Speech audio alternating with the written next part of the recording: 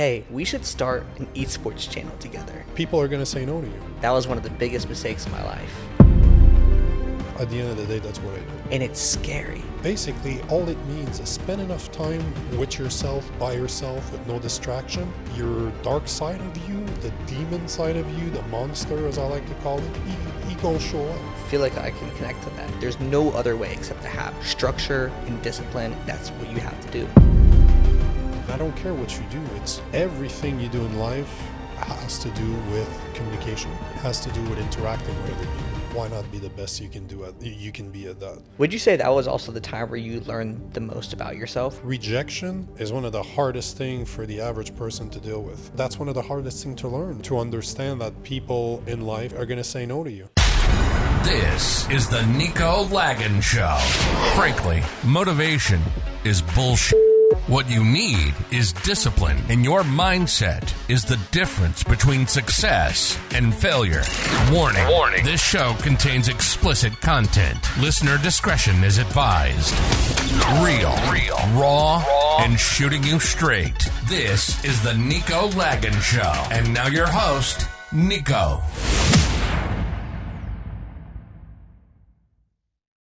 Welcome to another episode of the Nico Lagan Show.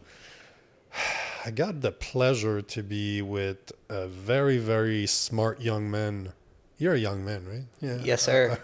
He calls me sir, too. I got the pleasure to be with Josh Smith from, should we say, from the School of Hard Knocks crew? Yeah, you could say that. Yeah, that's the company I'm a part of. I'm a founder of that. But I like the crew at the end. Sounds badass.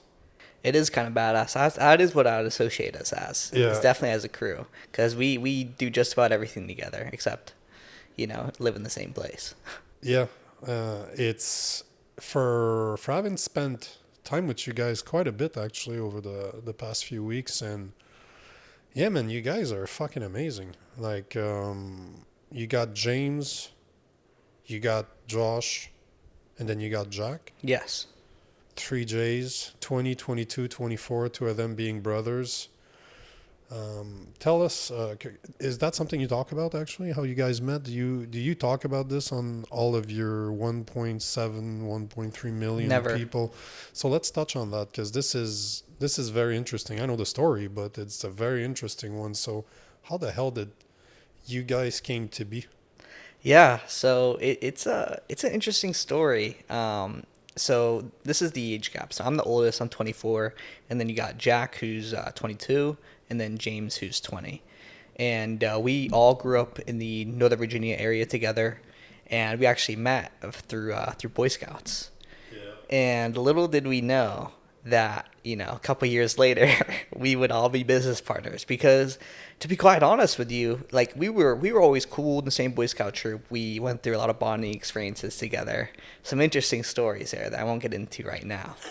But yeah, so we met through Boy Scouts and ended up reconnecting a couple years later, about 2 years ago, during the peak of COVID, pretty much. I was scrolling on Snapchat one day, and Snapchat has this feature called like Snap Map or whatever. And I just moved out of my parents' home, and I saw Jack and James were at like a party right from my house. And I was like, oh, that's like one of my friend, that's my friend Bill's house. And Bill also was, funnily enough, in Boy Scouts with us as well. So I was like, I called Bill, and I'm like, hey, like, you guys want to hang out? Haven't seen you guys in forever. He's like, awesome, like come right over. So I go over there. And it's like a small house party, and we instantly reconnect. I haven't seen these guys in years. It's probably been like 2 or 3 years. And even when Jack was at college, I'd still call him every once in a while just to stay in touch, because there's not really a lot of entrepreneurs coming from the Northern Virginia area. We talked about this in the past a little bit, but the Northern Virginia area is not very entrepreneurial. It's great if you want to work for the government, you want to, do some sort of contracting, or really just work in politics. If you want a secure job, work for the government and start a family, great place to be. But if you want to start a business, build an empire, that's outside of the home renovation space, I'd recommend getting the fuck out, really.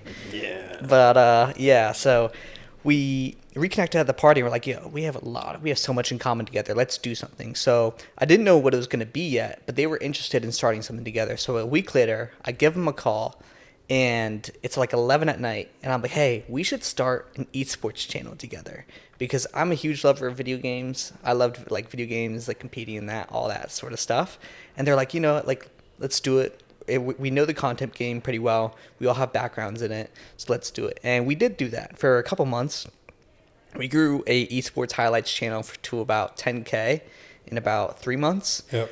But towards the latter half of that, I was like, I could see that Jack and James were kind of losing interest, and like it wasn't something that we were all necessarily passionate about. Yep. So I was like, look, let's reevaluate what we're doing. Still want to work with each other, but let's do something else. So then we were like, okay, let's do business. And so we started to make business content for a couple weeks, and we noticed that like, hey, people don't want to learn about business from some young guys who the people are like, who the fuck are you? Yeah, you're like 12 years old. Yeah. And so our age wasn't doing us any factors. We also weren't obviously doing the greatest job of delivering the content either. So we're like, how can we pair up great life lessons and deliver it in a good way that could, you know, build this brand that we're hoping into building. And that's when we came up with the idea of interviewing people and taking the advice from people who have already accomplished things in their careers, and pretty much taking their advice and distributing that to the public. So that's kind of a long-winded answer of how we kind of got started off with the School of Hard Knocks. It's very popular, to do interview, like to just hit the street and start talking to people. Like, is that something you guys actually considered prior? Like you knew that was popular, or is that something that, because that's almost 2 years ago, right?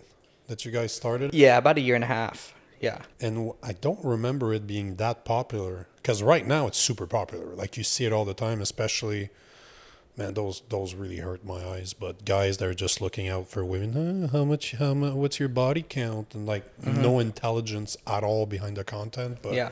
it's becoming extremely popular, right? I would say when we first started out a year and a half ago, it was not that popular. There was like Daniel Mack, who's going up to people in the nice cars, asking them what they do for a living. I like that guy. That Yeah, guy's funny as hell. He's a great guy. I haven't met him personally. Would love to one day, but he was the only like real player in the space, and we honestly were never just like set on doing interviews. We just wanted to grow, and we're willing to try anything. And funnily enough, I filmed the first ever interview on Hard Knocks with my friend Gio, ex-business partner also, and it got like 100K. Nice. And we're like, look, like we're onto something here. Yep. Let's just try more ideas, try more questions, and just run with it. And that's was the birth of Hard Knocks and the birth of us, you know, really getting into interviews.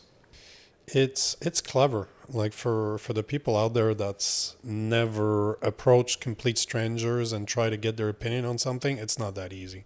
No. I've been doing it for a few weeks. Well, I have a background in sales, so I'm used to people saying no to me, but it must be a 90% reject rate. Like probably only one, at least for what I've been seeing over the past 3-4 weeks, 1 out of 10, 2 out of 10 max. Like I would say 1 out of 10 is probably the amount of people that say yes. I would agree. Yeah, it's about a 10% yes rate. Yeah. We try a bunch of different things to get people to say yes, but yeah, at that point, it's really just a numbers game, and it's a grind for sure. And that's one thing I always say, that like, look, you see all these other people and like potential competitors popping up, but the other thing I always think in the back of my mind is I've seen 100 of these accounts pop up, but how many of these people are going to still be here in a year? Yeah. And the answer is very few.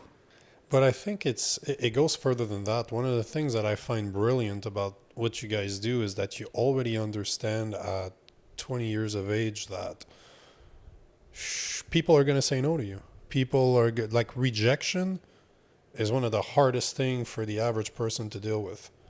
And you guys do it on a daily basis. You're so used to getting rejected that you're like, we know that if you ask 10 people, you'll at least get one. So how many, if you're out there, you want to record 10 of them, guess what? You're going to speak with 100 people that day. Yeah. Yep. But that's one of the hardest things to learn, is to understand that people in life are going to say no to you. Yeah. And it just, for me, again, I've been in sales for more than 15 years, so that shit just rolls off my back. Doesn't matter to me. You say no to me, okay, that's fine. Yeah. that means that I just have one less person to ask before the next person that Exactly. says yes. Every no is every no is closer to a yes. But I mean, interviews is cool. But I would say that's not something that we're going to be doing forever. I don't think. I mean, maybe we'll do like high profile people interviews in like 5 years from now, which would be cool. But I don't think I'll be, 5 years from now still doing the same street interview. So what do you think is the next? What's the next step? Unless you don't want to ruin it on. No, on recording? yeah, we can share it because it's really nothing crazy. It's really just we really want to branch more into long form content, like podcasts, YouTube videos, and because those I have such a love for content. There's honestly nothing else I'd rather be doing. If I had to do street interviews 5 years from now, I'll still do it. I'll do whatever it takes, But I will say, I think people who really make it into the content game, once they've really seen success, is when they're successful on YouTube, because I think that's the most engaged audience, and it's also the platform with they're willing to pay the most as well. It is. It is definitely a good platform. I like the long form too, but I like the short too. I do. If you're clever, because a podcast like we're doing. So my last podcast I recorded, well, not the last one, but the last one I released. I think we have 15 or 20 reels out of one single podcast. Oh my gosh. Yeah, you can just farm content from long form. Oh yeah, and it goes even further than that. You can reuse it. Yep. So I can take this, I can take the voice, put an inspirational video in the back end, put my voice on top of that video. So now I got 2 pieces of content Yeah. off the exact same thing. Then I can build an intro with 3 minutes and then I chop it off into reels. And it's so long form is beautiful for that. Absolutely. But it is the hardest thing to be interesting for an hour, though. Oh my That's not gosh. that simple. No, it's not that simple at all. No. And I think a lot of that helps when not only that you yourself are an interesting figure, but the people that you have on have interesting stories to tell as well. Definitely makes that job a lot easier, because it's like that when we were first starting out with the business content. No one knows who you are, what you do, or why they should listen to you. But if you can get some of those variables going for you, you will have a lot more success and a lot easier journey. It's the conversation that's good. I will never listen to interview style podcasts. They don't interest me at all. But when 2 people are capable of just speaking, they understand their material, they understand what they do, and they can just talk about it without sounding like a robot. This, I think, is where it starts getting very interesting. Yeah, no, 100%. So what inspired you to get into content? I'm a sales guy. It's in Canada we had brutal lockdowns. So I went from having 2, 3, sometimes 4 meetings a day, like face to face. I'd go from one customer to the other, to everything's closed, from the gym's closed, the restaurants are closed, everything's closed, the office is closed, so everything we're doing is on Teams and Zoom. So I decided, I used to live downtown Montreal. I just said, screw this. I got rid of my place in the city. I went to my investment house that I have literally in buttfuck nowhere. And I just moved down there, built myself a gym, got what do you call it? The Starlink.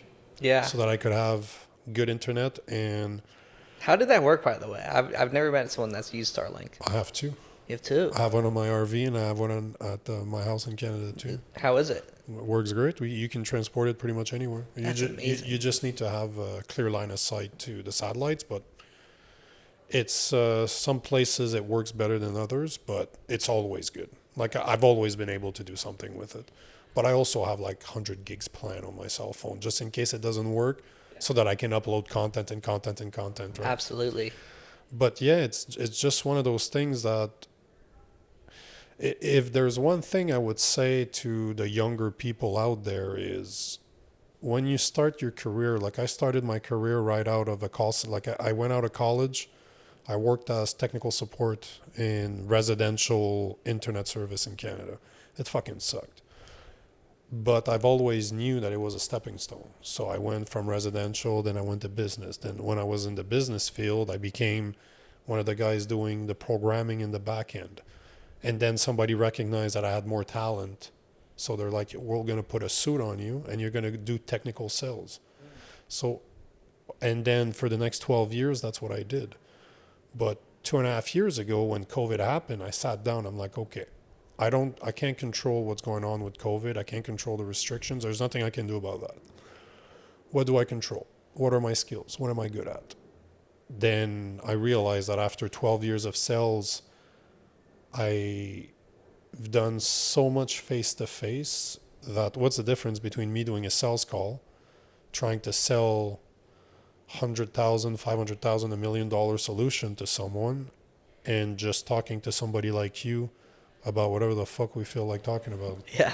This is easy. Yeah. This is very easy. It's just having a conversation That's all it is. with no end goal in mind, you know, because with the sale, Yep. at the end you gotta give Yep. that pitch. You gotta close them up somehow. Yeah. You know. So that it all came from what we call transferable skills. I assessed what are the skills that I possess and what is one thing that I like to do, and how can I get good at doing something else with the skills that I already have. And you know what's interesting is you are like, I'd say you're probably one of the best people I know about that at conversation, like at conversation and just talking to people. But Are that's you not trying by to say I talk a lot? well, that's true I also. do. I definitely do. I'm not gonna lie to this guy. but that's not due to coincidence though. You have been talking to people for years in a sales environment, so inherently you're gonna become good at talking to people. And I look at Hard Knocks. Yep. We didn't just succeed by chance. No. There's a lot of things that happened before that individually for us to come together and create that like mesh of like, hey, this is I wouldn't even say we've made it yet. We're doing pretty good. Like we're definitely doing better than most, but we haven't necessarily made it. But if you think about it, you know, I dropped out of college, started a digital marketing company, did that for about a year and a half, did pretty well, wasn't what I was passionate about, parted ways. And then I worked at a couple different advertising agencies, e-commerce, worked around there, and was just really trying to figure out what my next move was going to be. Started another company.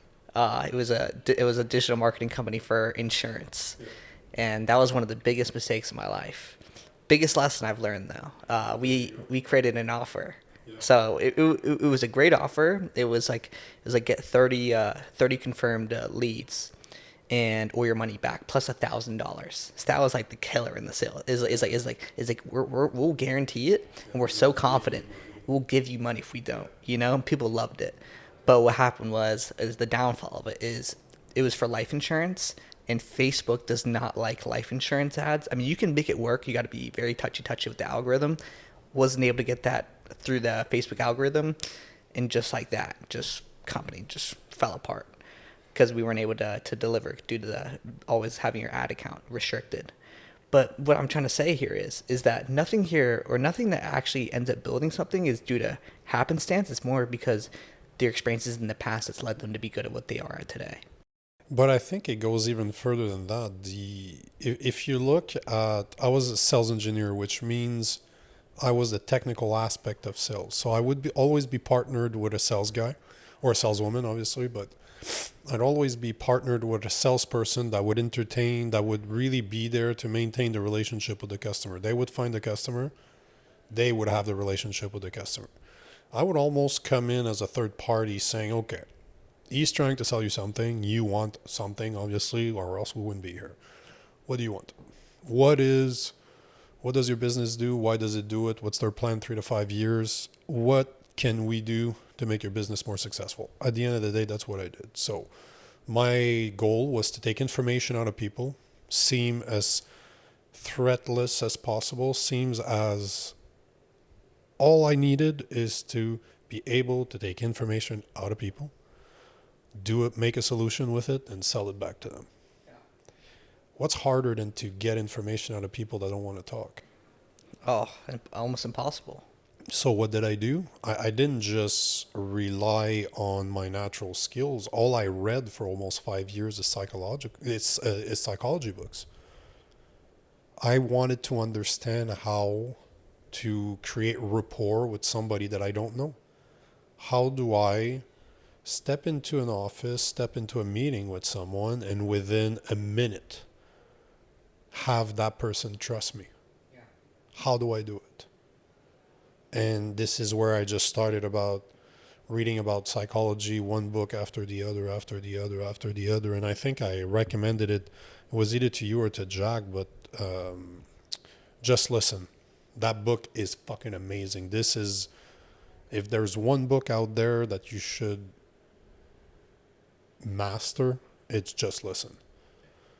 The information that's in there, and I don't care what you do, it's everything you do in life has to do with communication, has to do with interacting with other people. Why not be the best you can be at that? Yeah. And I'll be the first one to say that I was probably the less technical guy in my team. All the other people that I was with, I was basically the only one that wasn't a real engineer. I just had the title and made their money. But I was the least technical one. But I can tell you with, I don't want to say humble because I'm not the most humble person, but I can say with as humble as I can be that I was the best at creating relationship with people. I was the best at customers liking me. But it wasn't a natural gift. It's something that I've developed, and I worked and I worked and I worked. And it's the same thing for you guys. You guys are fucking great at what you do. You're so young. But you were able to think of outside the box and say, okay, we like video games. We're not passionate about it. At least 2 out of 3 are not passionate. What else can we do? We'll do interviews. It takes balls. Yeah. I put it to the challenge. Anybody that's listening to this that thinks that what they do is easy, okay. One, find somebody that believes in you so much that they're going to record you. That's number one. Find somebody that's ready to follow you around with their cell phone or a camera and waste their time with you. And then start approaching people that you don't know, that you have no idea who they are, right off the street, and start asking them questions that they really don't care about answering. See how confident you feel after an hour and everybody told you no.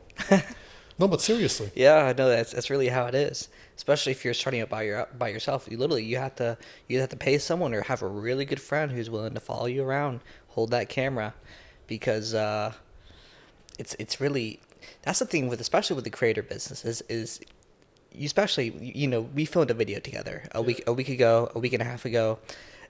If we gave us that project and gave someone else who's never touched content before but wanted to do it, it'd be 2 completely different outcomes. Yep. Same material, same everything, or same equipment. Yeah, same equipment, exactly. Same city, same Yep. time frame. Yep. I guarantee you, it's a different outcome. And I can say from an outside's perspective that you guys knew where you were going. You understood some of the stuff needs to be walking. Some of the stuff is static. Some of the stuff, okay, you can't just be sitting at a table for 20 minutes. You need to move around. You need to explore the city. You need different shots. You need nice backgrounds. There's a game to creating content. There's level to this game. Yeah, no, 100%. But something I wanted to touch on is you, after you moved to that house you said in the middle of nowhere. Yeah. Would you say that was also the time where you learned the most about yourself? 100%. No questions about it. I was just debating this with somebody online this morning, actually. The person was criticizing one of my videos, which, they complain all the time, so it's fine. But somebody was complaining, and that was my question to him.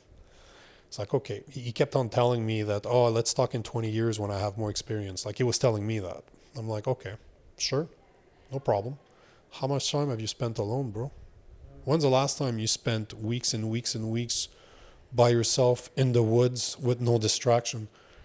When's the last time you really meditated and did introspection? No bullshit. Let's find out who you actually are inside and see if you like what you find. Have you ever checked? And every single time I ask that question, I always get the same thing. No answer. Because it is the hardest thing you'll ever do. But yet, if you look at Buddha, spent, I think it's 46 or 45 days under the Bodhi tree. he met the devil, which tested him. Jesus Christ in the Bible spent 40 days and 40 nights in the wilderness. It's in a lot of religious texts. They talk about spending time by yourself, and somehow the devil arrives. The devil just shows up. We forgot that those texts they're not supposed to be taken like dogma. You're supposed to look at them and say, okay, what the fuck are they talking about? Basically, all it means is spend enough time with yourself, by yourself, with no distraction.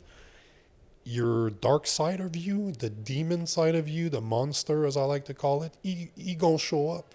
Yeah. He's gonna start talking to you too, and you can't avoid what he has to say. Oh my gosh. But this is what the beautiful thing is about spending time alone, and this is something that I cannot teach. I can tell people to do it. And in the book I just finished writing, it's one of the chapters. You have to spend time alone. You'll never get to know who you are if you're always distracted. If you always have a cell phone, you always have a television, you always have a PlayStation, you need to be bored to a point where you're like, what the fuck am I doing here? This is so boring. I feel like I can connect to that, especially this past week. Yeah. I spent a lot of time by myself, and my business partners are out of town. My roommate's out of town, and I'll tell you what, I've not had this much just raw introspection in a while, and a part of it also has to do, like, one of the thoughts I had was, oh my God, I am owned by this phone right here. Yep, absolutely. Owned. Like, this thing right here, not only, okay, maybe I have more of an excuse than others because my business runs off this thing technically, but seriously, these algorithms and these platforms own, like they have ruined the dopamine in our brains. Oh, but they know what they're doing. Yeah. And I was just thinking, like, man, like, I'm never bored. Like, I'm always scrolling. I'm always consuming something. And that's why I feel like it's so hard for people, especially in our generation, my generation, to read books, is because books is slow. You're just alone with your thoughts in the book. And people can't handle that. And yeah, it's scary to just see that people, how little people actually spend time by themselves. But you're hitting the nail on the head in a way that when you're saying that you scroll and you scroll and you scroll, you know that's something I don't do. I don't scroll. I'll catch myself sometimes. I just interact with people that comment and post content, but I don't look at what other people do. I really don't, because it's too addictive. It's too easy to just start scrolling, and then an hour and a half went by. And in my head, I'm like, fuck, an hour and a half went by. That means that I could have been doing this. I could have done that. I could have done that. I could have done that. If people out there would see my calendar, it would give you an anxiety. Like, people cannot deal with my calendar. But I'm just very organized. Like, in my head, I get up at this time. I go up. I go to bed at this time. My brain stops working after 14 hours of work. I can't work anymore. So I'm trying to push that as far as possible to the time I'm going to bed. So if I spend 2 hours on my phone scrolling, that means that everything else just got a step. It went 2 hours backwards, or now I got to spill that over from today to tomorrow. That means the stuff I'm supposed to do tomorrow spills over to the day after, to the day after, to the day after. You can't. Yeah. No, you can't at all. And yeah, it's what's a good way to put it?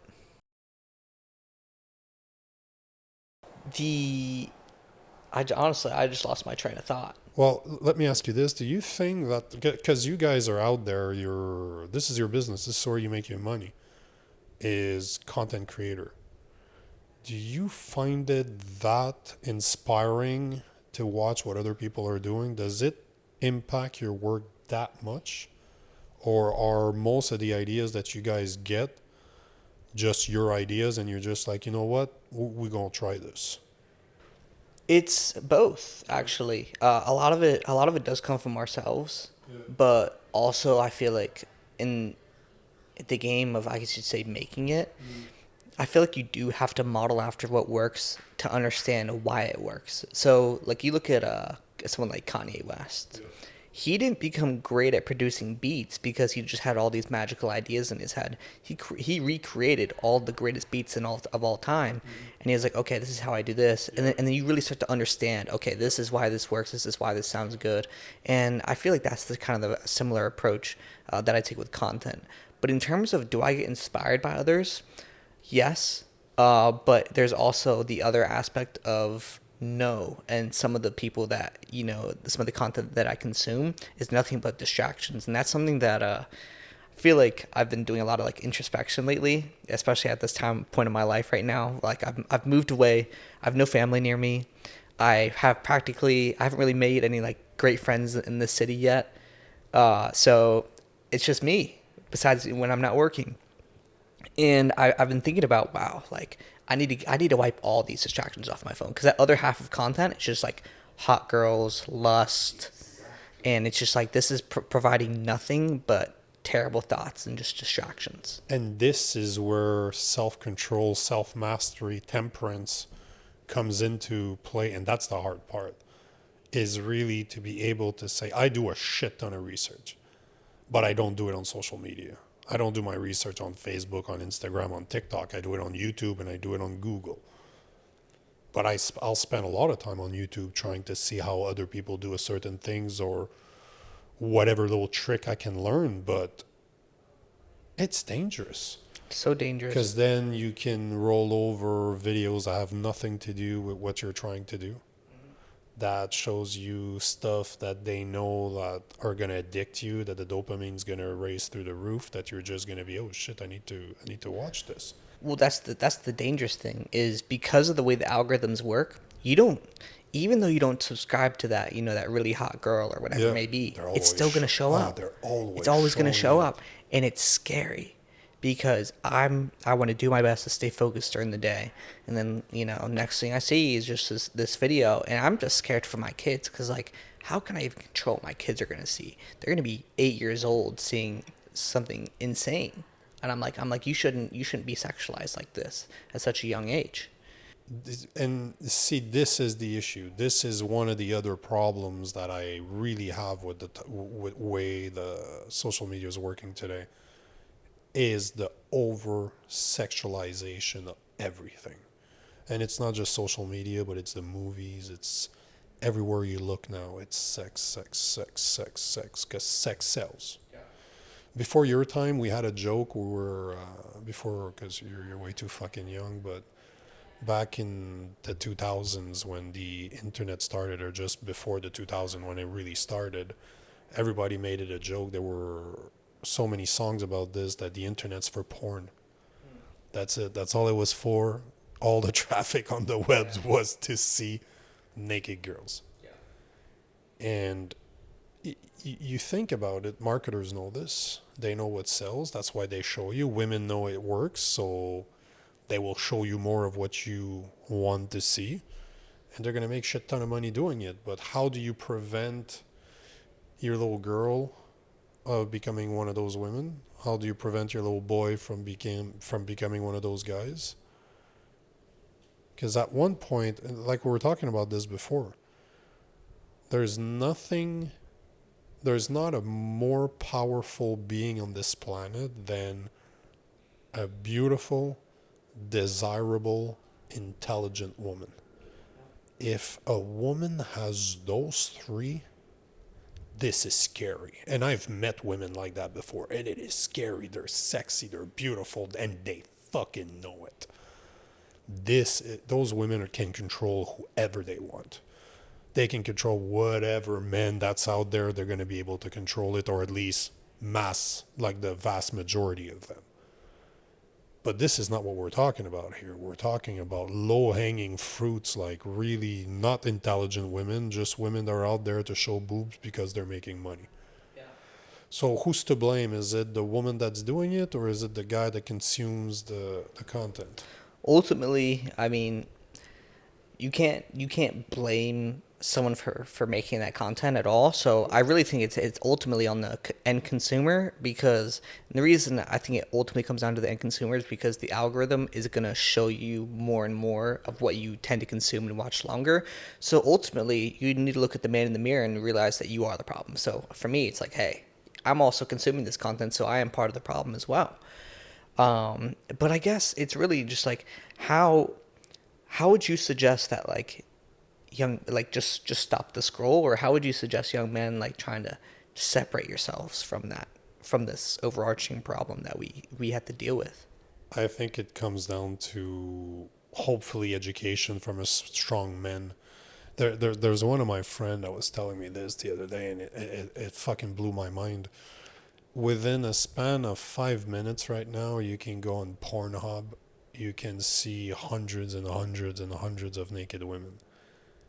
50 years ago, 100 years ago, that was more, like probably 10 times more than the average man would see in a lifetime. And then you start analyzing what it does to relationship. Like, tell me that people out there are not affected by the fact that we are using porn. And it's not just men, women as well. Women today use a lot of porn. And we tend to believe that what we see is real. So how do you fix that problem? I really don't fucking know. I don't think that you will. To be honest, I don't think you will fix that problem. The only thing that people out there need to realize is that sex is an actual weapon. Like, it's been weaponized in the past. Like, you want to make a population docile, feed them porn, feed them entertainment, and feed them fast food. Destroys your hormones with the fast food, you get fat and complacent. Entertaining, that means you're never thinking outside the box, you're never using your brain, you're never educating yourself, you're never asking questions. As you were saying, you start scrolling, and the next thing you know, it's 2 hours in, you're never lonely. Yep. And then have men spend or eject the most important, the most powerful energy a man has is his semen. And have people masturbate 2-3 times a day on top of watching all the Netflix possible, on top of eating crap. Do you think that makes for a motivated population? No, not at all. But this is a weapon. Yeah. This is, I'm not saying that there's somebody behind the curtains doing it. Maybe there is, maybe they're not. But that's not the point. The point is that look at the side effect of what we're seeing today. You get everything's over-sexualized because it sells. People are going to buy it. As you said earlier, can you blame the woman for showing her tits if men are ready to pay for it? No, it's a business. At one point, you have a demand, and there's somebody willing to fill that demand. Okay, cool. Yeah. Both of them agree that that's the deal. I don't see a problem with that. But where does the control come from? The self-control, I mean. Like you as a young man, your hormones are in the roof. You have so much testosterone running through your body that you just see women and you probably get a fucking hard on. And how do you not use porn in order to satisfy those urges? Because think about it. I think it really just comes from doing your best to transmute that energy into something else. Oh, transmutation. I like it. Oh, Yeah, he's using the right word too. Well, because I really got that from an artist called Russ. Russ is a guy who's big on, like, owning your own music, owning your own rights, owning your own, like, masters, and, like, pretty much owning your work. Absolutely. And I'm a big fan of that. But he's also, like, he's a big, like, if there was a rapper that made music for entrepreneurs, I'd say it's Russ, because it's just talking about, like, it's really just like it's like positivity and like be ambitious.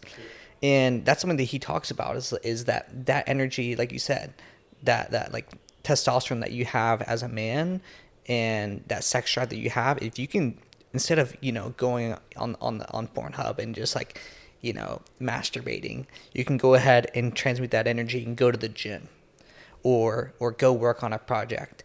But I think the first step in actually beating it is you have to get your mind off the topic and actually go do something. Go walk to the convenience store or get a drink. You have to escape the environment and the mind state that you're in and go do something else and transfer all that energy into something productive.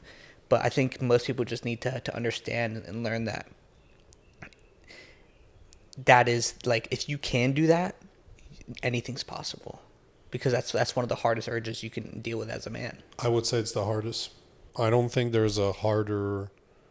That's kind of a weird. That's a funny way to say Yeah. it. There's no harder things to deal Yeah. with, but it is one of. It is. I would say that it is the hardest habit to kick, or the hardest thing not to do, is masturbating to porn. I think for the average man out there, that's probably the hardest thing they'll ever have to do, is to stop doing that.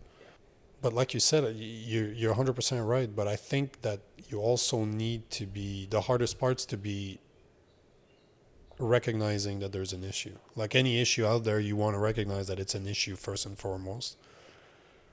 And then the next time you're about to do it, maybe you're conscious enough to say, okay, why the fuck am I doing this? I think it all plays into each other though, and the reason I say this is because I realized, like this past week, like I said, I was doing a lot of thinking about a lot myself. of masturbation. I mean, Yeah. self-reflection. But like I was like, we never take the time to actually reflect on ourselves and see how our lives are actually going, is because we're always consuming something.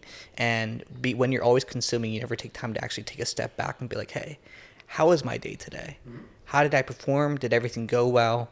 You know, and I think that comes from people don't have that reflection because they don't take time to journal, write down their goals, and really just like you meditate. I don't meditate. I like to read. I like to journal at the end of the day, and that's when I have that honest conversation with myself and be like, hey, how am I doing right now? How am I feeling? This went well. This didn't go well, and yeah. Are you somebody that is grateful? No. Because I can tell you that this changed my life. I don't know if we call it praying. Nah, you know what? Yeah, let's call it praying. I pray twice a day.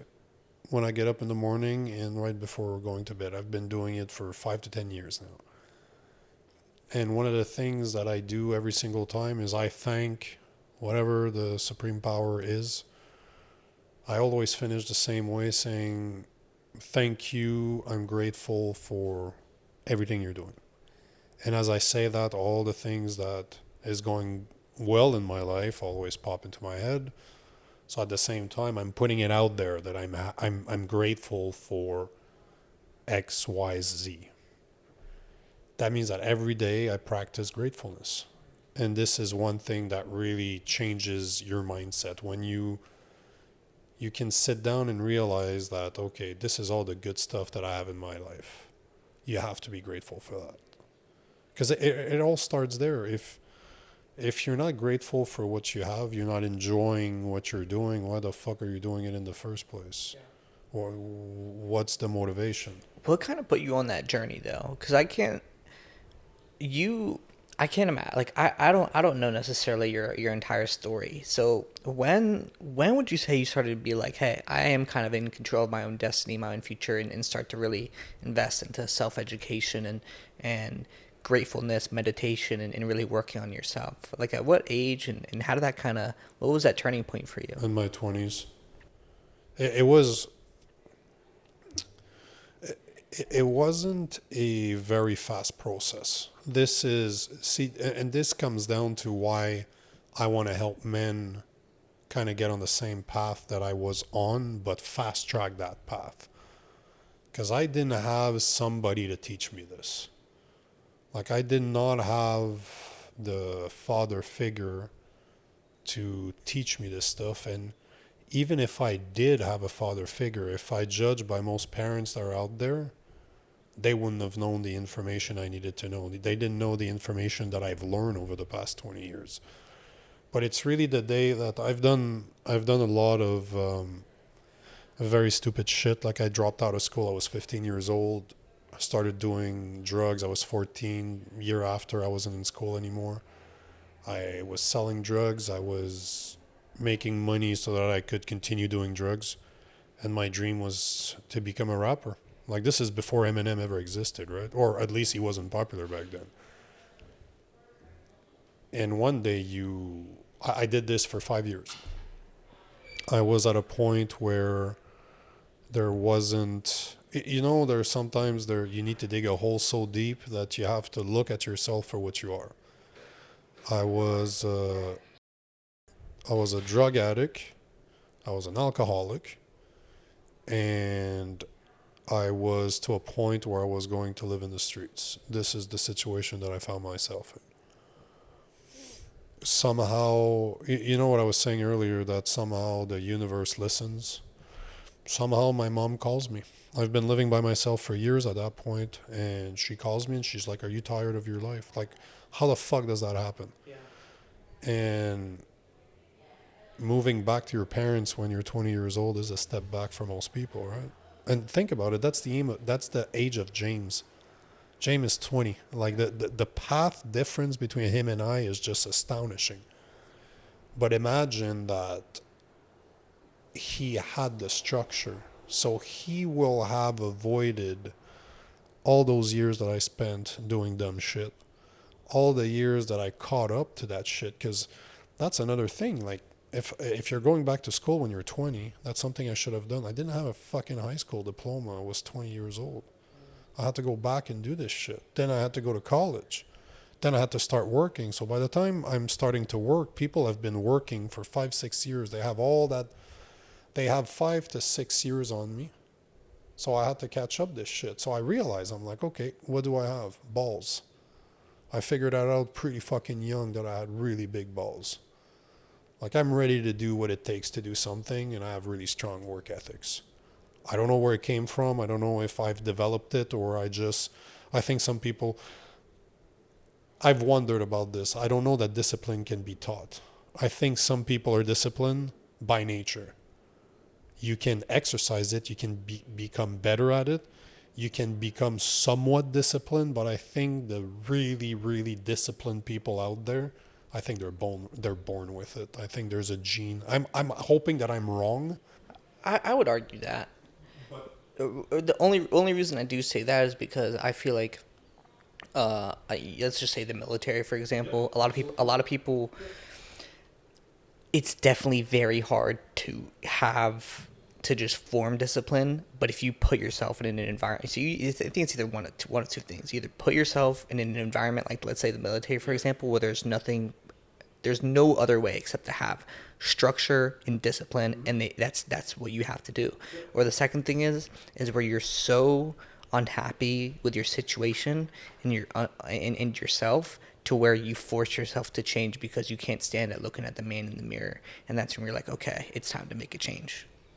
But I think I like what you're saying, and I've thought about this, but I'd be curious to see a study that shows if people 5 years down the road of not being in the military anymore, if they're still disciplined, if they still have some type of discipline in their life. Because I'm ready to bet, and this is just my gut feeling, is just from experience, I'm ready to bet that the average military is not disciplined.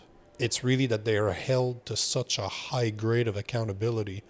When they're in the military, you have somebody on your ass all the time, and you do not have a fucking choice to be disciplined. Yeah. But once that X factor is removed, are you still as disciplined? And I don't know. I'm talking out of my ass right now. I would be curious to see the numbers, but I'm ready to bet if I can extrapolate from the martial art teachings that I've done, I'm ready to bet that it's always a specific type of person that's more disciplined. And maybe it's not a gene, but it comes from a parent. It comes from a young age. You've been disciplined for so long that you don't know any better. And I think the longer you wait, the longer it is to learn how to be disciplined. This may sound a little bit ridiculous, but is discipline just a thing that comes with maturity, potentially? Because I'm not sure if discipline is necessarily as applicable when you're 35 versus when you're 20. Because I feel like when you're 35 necessarily, you have so many responsibilities, so many roots in the ground that are just tying you down that you have no other option for most people to get up, go to work, and do all the other things that they have to do at that point. Whereas discipline is really only a thing for maybe, let's say, young men. Or maybe I'm wrong, but what do you think about that? That's a good question. No, I don't know that I don't know that the average person is disciplined though. I think the average person is just doing it because they have to pay the bills at the end of the day. But does that make them disciplined? That's a good question. I don't think so though. I think discipline is a step above, because most people will survive, and maybe that's why they keep on doing it. But even then, we live in a country, like you look at the United States, it's, yes, you can be homeless, but you still have somewhat help. Like the government is still helping you out. There's still resources for you out there. So you don't really have a lot of chances of just dying. Like you have something that's keeping you from dying. So there's not that, I don't like the word motivation, but there's not that inspiration. So I don't know. It's a very good question. I don't like to answer those questions without having the time to think about it, because that's when you say really stupid shit. It's a really deep topic. I don't know if either of us are really clarified or have a solid ground to necessarily stand on. It's just that the average person's not motivated. Is not disciplined. And I believe that the only way to build discipline is through accountability. I don't think there's any other way to build discipline. But how long, really what I'd be curious to see is you and I could go through the same person that would keep us accountable. To me, it was martial art, but there's thousands of people that can go through the same type of training, but how many of them are actually disciplined by themselves? Because this is where it counts. Because I like to coach people, but I want you to be able to discipline yourself. I'm not going to be on your ass calling you every day to just making sure you're doing what you're supposed to do. Yeah. No, but seriously. And even at the end of the day, they can just lie. So it's really like, at the end of the day, it's really up to you. And I've seen it. Like I can tell you that from having coaching people for a while now, I see it. I've seen it. People they're not disciplined. They believe in motivation. But motivation at the end of the day is bullshit. Motivation is based on your emotion. If you feel great, guess what? You're going to be motivated. But the day you feel like shit, you're not going to do the work. 100%. And why do you think seminars like Tony Robbins are so popular? Like, no disrespect to Tony Robbins. He's a brilliant fucking guy. But are you telling me that the people that keep on going to his shows are disciplined? No. They're there to be motivated. Like, how many of them a month after the show are just like at the exact same spot they were, except they're 10 grand less money? No, but seriously. Yeah. At the end of the day, you have to make the conscious decision that, like, hey, I'm going to change. Because you can suck down all the motivation content and, the hoorahs and the pat on the back. But at the end of the day, if you don't actually do something about it and change and literally just do something about it, then nothing's ever going to change. But I think you need to hit rock bottom. Everyone at some point? Yeah. Because looking back, I was not disciplined until I hit rock bottom.